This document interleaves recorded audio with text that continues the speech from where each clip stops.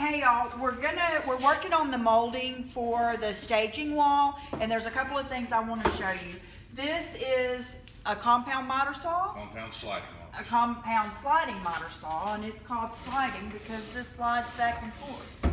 And there's a couple of things that I want to show you. I have this unplugged right now, and that's a good safety measure. If you're not a professional carpenter, always make sure that you can see the plug in case some other jackhole comes and plugs it in thinking they're helping you, cut your fingers off. We want to keep all of our fingers. So make sure while you're making your adjustments that you can see the plug, and we'll get to that in a minute. These work in more than one way. Today we're going to show you with keeping the 45-degree angle down here. On this particular model, this is a DeWalt. You can change, I'm changing the angle right now. That's a 30-degree angle. We're going to go back to and I'm just holding in this little gun thing right here. I'm going to go back to the 45, make sure I got it directly on there. And most of your cuts are going to be at a 45 unless the drywallers left a lot of mud or something on there and went around with it too much. So don't 100% trust that angle, but no, that's the best place to start, and that's where probably 90% of the time your cuts are going to be at a 45. There's more than one way to get a 45 on this saw. We could have came back out to the center here and tilted this, and I'll show you that on a different saw, but this is the easiest way with this molding because this molding is so big. And this is called your fence or your rip fence here. And with some of the saws, depending on whether this is called your shroud, and see how that could have possibly hit that. But we're going firm against this fence to make sure that it's straight. And I had it on this a little bit, putting it down. And that would have been one way to cut it, but we're going to do it with it flat down like this because that's the first way that I'm wanting to show you. This molding has, let me see if I can bring this up a little closer for you to look real quick. This molding has a decorative, what I thought was plastic, but once I got a good look at it, it's actually wood. A decorative element to it, and that's raised a little bit. So in some cuts that we would have turned it around to cut from the back side, we wouldn't be able to get this flat and flush up against our fence. So it's going to be better for us to make all of our cuts with this on the outside. But with this particular molding, there's a decorative button look or a little round circle here, and that looks to be probably 4.5 inches center to center. But instead of measuring that, to try to get accurate, here's where we made a test cut just a minute ago. Let me see if I can hold these up where you can see this way. Here's where we made a test cut here on our angle. And if you can see, the little button is, 1.5 inches apart center to center right there, which is going to be an eyesore later on. So really take a good look at your molding before you start, and if it has any type of decorative element to it, keep that in mind. So the cut that I'm about to make now, we've already went back, we sort of put one piece over the other here and eyeballed it. You could do this with a tape measure to make sure it was perfect. For me, I'm going to eyeball it because this is for me.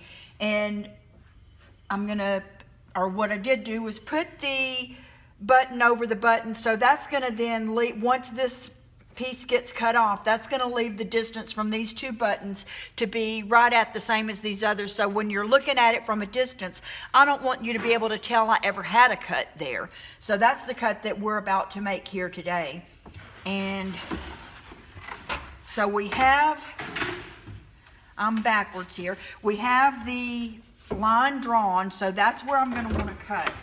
And are we going to do this straight up and down or laying down? Right there. Okay, we're going to do it this way. So there's a couple little tips that I want to show you with this saw. First, before I ever cut, I want to look back down and make sure that my fence is far enough away from my saw that I'm not going to hit it going down, and there's plenty of room there. But I want it as close as I can get it without being in danger of that happening, because I want to use it as my backer for this so that this doesn't go all over the place whenever I'm trying to make my cut. So you want that fence to stabilize it, but you don't want to get anywhere near close enough to it that your blade is going to come down on it. So you're definitely going to eyeball that first. Other things, real quick, before I plug it back in, you want to make sure you have some ear protection. Put some earplugs in or muffs on if you want to have them. Put your eye protection on. And I can't put on the safety glasses because then I wouldn't be able to see the cut. So I have these glasses on. If I was going to be sawing a lot all day, every day, I would go and get myself some prescription safety glasses. But one other thing is, I'm cold, so I have on this overshirt today. I'm gonna button a couple of these buttons down to make sure there's no loose edges that my board's gonna grab or the saw's gonna grab, and I'm gonna roll my sleeves up and push them up to get them out of the way, because this will grab them. You know, you hear a lot of this brouhaha from the husbands about, oh, I can't wear my wedding ring, it might get caught in the saw. Well, there is some truth to that. Not that I'm on their side, but there is some truth to that. So you want to think about anything and everything that could be on you. Like my necklace, I'm going to keep that tucked in the bra here. Anything that could be on you when you're leaning over this and you're so focused on that line and that cut, look around your whole surrounding area, because you're going to be focused on this line and this line only that we made with pencil a while ago. You're going to be so focused on that you may not see some of the other stuff. So that's important. Okay, so now I know I have this at 45 degrees because I double checked it. One other thing too, I'm wanting to make sure that this is completely straight, so I have to look down the length of my board to make sure nothing else is under it. There's no box of screws making it bump out this way a little. It's not on an old, pile of wood or something down there, shavings, that's going to knock it off a little bit, because we want this cut to be straight. And you wouldn't think 1/32 of an inch of anything would make a difference, but it does. And the farther down the board you get, the larger that mistake can get. So you're wanting, what we're going to do here, let me get it back to where you can see it there. What we're going to do here is push the blade back through it this way. We're not pulling it through this way, we're pushing it through the piece of material. Pull this a little closer just for a second. I'm also checking right now your alignment. My alignment, because I want this blade to eat up this line that I put in there. I want my cut to go right down, slap dab through the middle of that. And you can start this, or Eric does it with the saw going. Just a little bit of nibbling, just so you know. A little bit of nibbling, but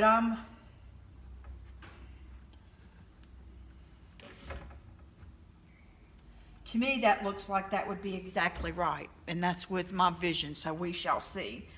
So I want it pulled out all the way to the edge here, because this bumps into my board, but then I'm going to push it in. So probably I do not have a good grip on that. That's too far in. Sorry, y'all. I'm learning. And I don't know that they can see what I'm trying to do here. So that's going to put my tooth right in that line, correct, Eric? Can you see it? Yes, it will. And that's where I want to be? That's exactly where you want to be. As long as you're up tight against the fence. I am. And your board's firmly pressed down. But he does it. Let me go back, because remember, this is still unplugged, or I wouldn't be having my fingers up under here. He does it but he's more experienced. He's going to start and barely touch it and know that he can pull this. I can't do that, so I'm not strong enough to use this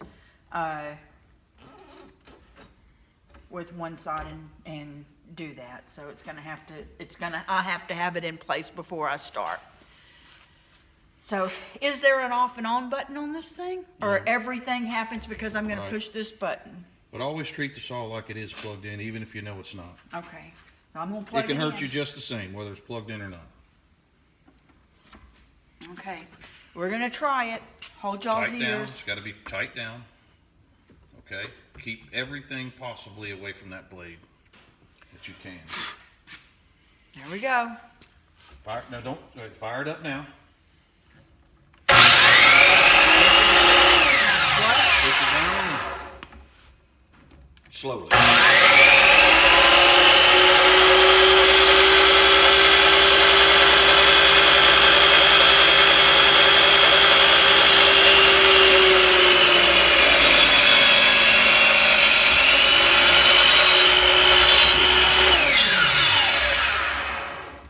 Y'all, I ate that line. How cool is that? Where'd my other piece go? All right, now lay it down flat. Just to show your listeners that you have the correct length away. And there it is. Oh yeah, that. Obviously this is, let me see if I can get you up here. Obviously this is two different pieces of wood. Let me see if I can bend you up. Obviously this is two different bends of wood, but man, my cut is good. I'm a pro. I think I'm a carpenter now. And when you nail it against the wall, you'll nail here at the bottom because there's always going to be a bottom plate on a wall. A bottom plate means a board you can knock in, you can nail into. And don't be ridiculous on your nail length. Understand this is roughly a 1/2 inch.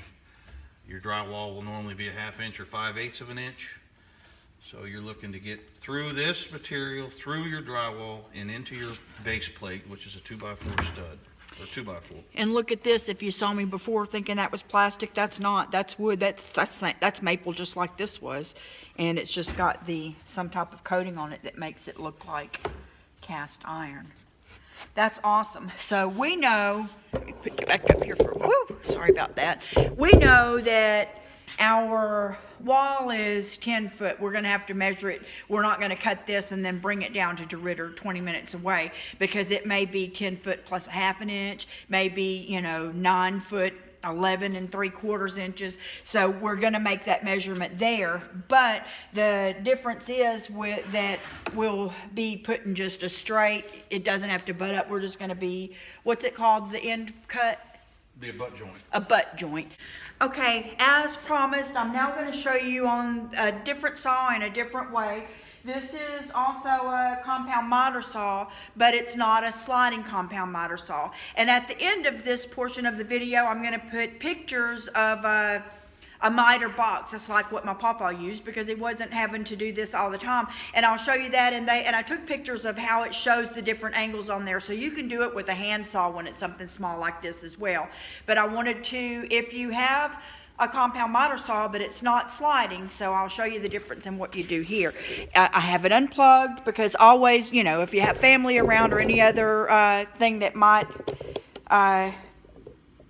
come in here and think they can touch this, grandkids or something like that, always just have it unplugged. So I do have it unplugged. But a difference that I wanted to show you there is I have this on 0. So rather than when we had it on, and I'll turn this around real quick, can you see that? This, where we had it at a 45 degree on the other one and the saw straight up and down, we're now going to put this one and put the base on the 0, but we've twisted the thing back here to actually bring the miter saw to the saw itself to the 45 degree angle. Correct. And I've just got a piece of scrap wood up here to show you this. And this is where, if your saw is too far down and your molding is tall, this is where you use the option of laying it down. So you can put it solid against this base and back up against this fence. I've got my plug here where I can see that it was unplugged. I've still got, my sleeves rolled up, my glasses on, everything's safe. And you make sure that this is slid out of the way from the saw. Yep, we made sure that our fence area was back away from the saw. So it's the same thing. It's got a little handle knob thing up here. I've got my board in. Tight against the root fence. And I'm going to put it solid against the board and tight against the fence. And pull this one down. Okay,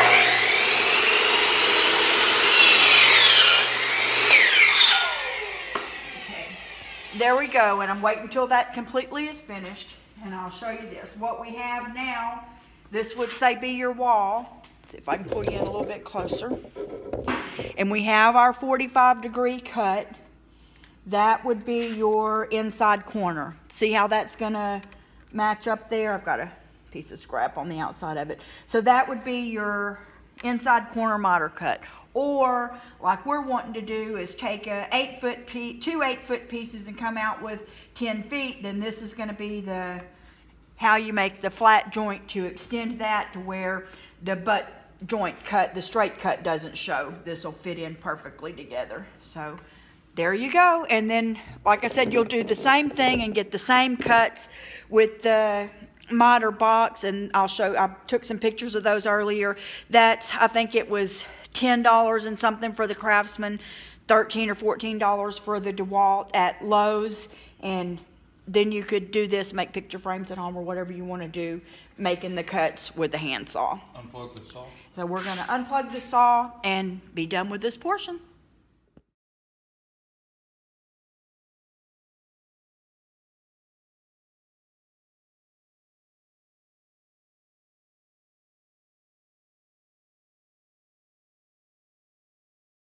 Okay, I'm back to show you one more thing. If you decide if cutting the angles and using the compound miter saw and all that is intimidating, if you don't have one, if you don't want to make those 45-degree angle cuts or they're not coming out right or whatever, there is another alternative, and it looks pretty cool and fancy schmancy, and you look like a queen for doing it no matter what.